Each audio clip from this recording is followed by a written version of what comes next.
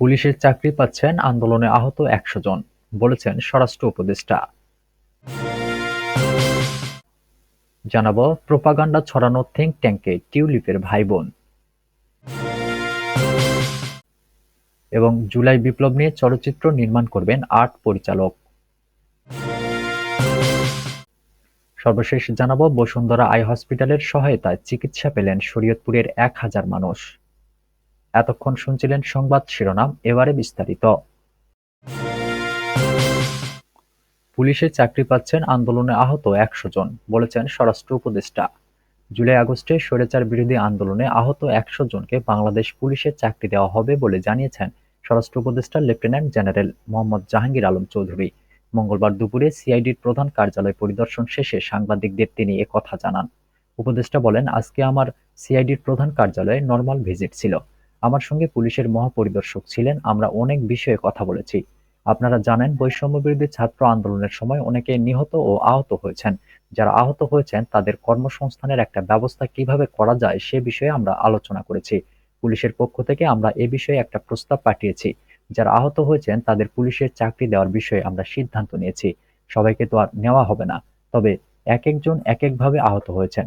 আমরা সিদ্ধান্ত নিয়েছি আহতদের মধ্য থেকে কিছু সংখ্যক আমরা পুলিশ বাহিনীতে নেব। আমরা দ্রুত এ বিষয়ে কার্যক্রম শুরু করব। আপাতত ১০০ জন আহতকে দিয়ে শুরু করতে যাচ্ছি। পরে আমরা এই সংখ্যাটা আরো বাড়াবো। জাহাঙ্গীর আলম চৌধুরী বলেন, বিগত সরকারের আমলে সবথেকে বড় সমস্যা ছিল মানি লন্ডারিং।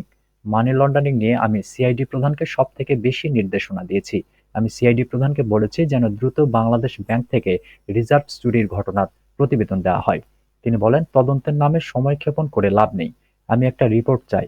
কারা কারা মানি লন্ডারিং এর সঙ্গে জড়িত সেটা আমি সিআইডিকে বলেছি। যদি তদন্তের নামে ২ থেকে ৩ বছর চলে যায় তাহলে তো এটার কোনো কার্যকারিতা থাকে না। স্বরাষ্ট্র উপদেষ্টা আরও বলেন, ট্রাফিকের একটা সমস্যা রয়ে গেছে। ট্রাফিক নিয়ন্ত্রণে আমরা ১,০০০ ছাত্রকে নিয়োগ দেওয়ার বিষয়ে প্রস্তাব পাঠিয়েছিলাম। এখন পর্যন্ত ৪০০ জন শিক্ষার্থীকে নিয়োগ দেওয়া হয়েছে। আমরা আরও একটি প্রস্তাব পাঠিয়েছিলাম যে বিভিন্ন বাহিনী থেকে যারা অবসরে গেছেন তাদের নিয়োগ দিয়ে ট্রাফিক শৃঙ্খলায় নিয়োজিত করতে। তবে অবসরপ্রাপ্তরা এ বিষয়ে রেসপন্স খুব কম দিয়েছেন। আমি ভেবেছিলাম তারা অনেকে আসতে চাইবে, কিন্তু ওই রকম সংখ্যা আমরা পাইনি। তবে আমরা আপাতত ৫০ থেকে ৬০ জনের মতো পেয়েছি।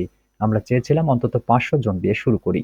শিক্ষার্থীদের লেখাপড়ার সঙ্গে ট্রাফিকিং এর বিষয়টা কেমন হবে প্রশ্ন করা হলে স্বরাষ্ট্র উপদেষ্টা বলেন, তারা যেন পড়াশোনা ঠিক রাখতে পারে সেজন্য তাদের আমরা সময়টা কম দিয়েছি। তারা যেন পড়াশোনাও করতে পারে এবং ট্রাফিক নিয়ন্ত্রণেও কাজ করতে পারে সেই ব্যবস্থা করেছি। তাদের একটা সম্মানীয় দেওয়া হচ্ছে। তারা রাস্তায় ২ থেকে ৩ ঘন্টা কাজ করবে। প্রোপাগান্ডা ছড়ানো থিঙ্ক ট্যাঙ্কে টিউলিপের ভাইবোন।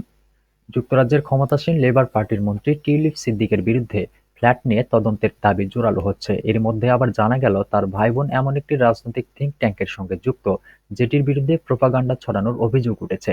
টিউলিপ যুক্তরাজ্যের অর্থ মন্ত্রণালয়ের অর্থনীতি বিষয়ক মিনিস্টার। মন্ত্রী হিসেবে তিনি দেশটির আর্থিক খাতের অপরাধ দুর্নীতি বন্ধের দায়িত্বে রয়েছেন।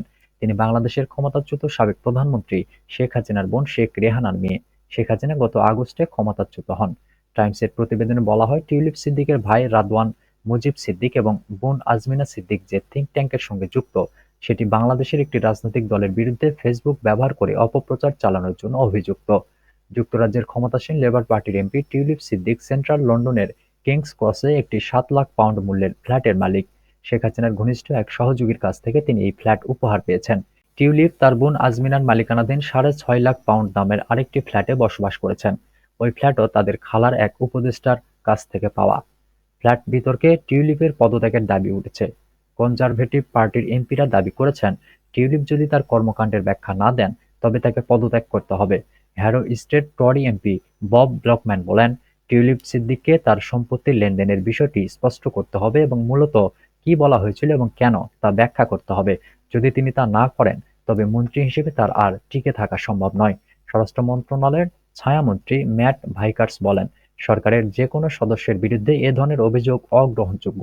তবে এটি আরও বেশি প্রশ্নবিদ্ধ হয় যখন তিনি স্টারমারের দুর্নীতিবিরোধী মন্ত্রী। জুলাই বিপ্লব নিয়ে চলচ্চিত্র নির্মাণ করবেন ৮ পরিচালক। রক্তস্নাত জুলাই বিপ্লব নিয়ে চলচ্চিত্র নির্মাণের জন্য সংস্কৃতি বিষয়ক মন্ত্রণালয় ৮ জন চলচ্চিত্র পরিচালকের নির্বাচন করেছে। তারা রিমেম্বারিং মনসুর রেভলিউশন কর্মসূচির আওতায় ৮টি বিভাগে ৮টি মাঝারি দৈর্ঘ্যের কন্টেন্ট বা ফিল্ম নির্মাণে ওয়ার্কশপ পরিচালনা করে প্রশিক্ষিত জনবল নিয়ে ৮টি চলচ্চিত্র তৈরি করবেন। মঙ্গলবার সচিবালয়ের সংস্কৃতি বিষয়ক মন্ত্রণালয়ের সভাকক্ষে এক সংবাদ সম্মেলনে পরিচালকদের নাম ঘোষণা করা হয়। এ বিষয়ে গঠিত সার্চ কমিটির সদস্য সমন রায়হান নির্বাচিত পরিচালকদের নাম ঘোষণা করেন। এ সময় সংস্কৃতি বিষয়ক মন্ত্রণালয়ের উপদেষ্টা মোস্তফা সরোয়ার ফারুকী উপস্থিত ছিলেন।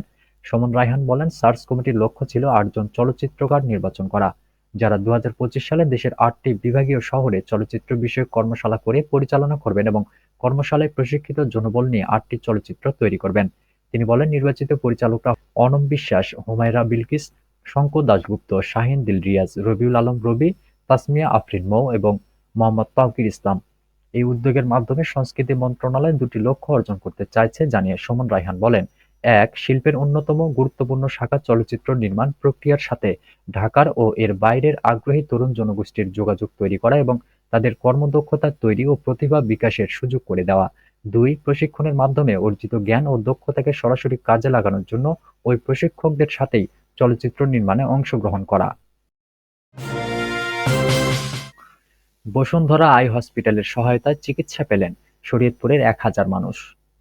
Bashundhara eye hospital and research institute ও লঙ্কা বাংলা ফাইন্যান্স পিএলসির আয়োজনে এবং সালেহা মমতাজ ফাউন্ডেশনের সার্বিক সহযোগিতায় শরীয়তপুরের প্রায় ১,০০০ মানুষকে নিখরচায় চোখের চিকিৎসা দেওয়া হয়েছে। মঙ্গলবার শরীয়তপুরের বুড়িরহাট বাজার সংলগ্ন সালেহা মমতাজ ফাউন্ডেশনের কার্যালয়ে এ কর্মসূচির আয়োজন করা হয়। দিনব্যাপী এ কর্মসূচিতে সদর উপজেলার রুদ্রগড়, ডামুড্যা উপজেলার ইসলামপুর ও ভেদরগঞ্জ উপজেলার ছয়গাঁও ইউনিয়নের ১,০০০ মানুষকে চিকিৎসা দেওয়া হয়।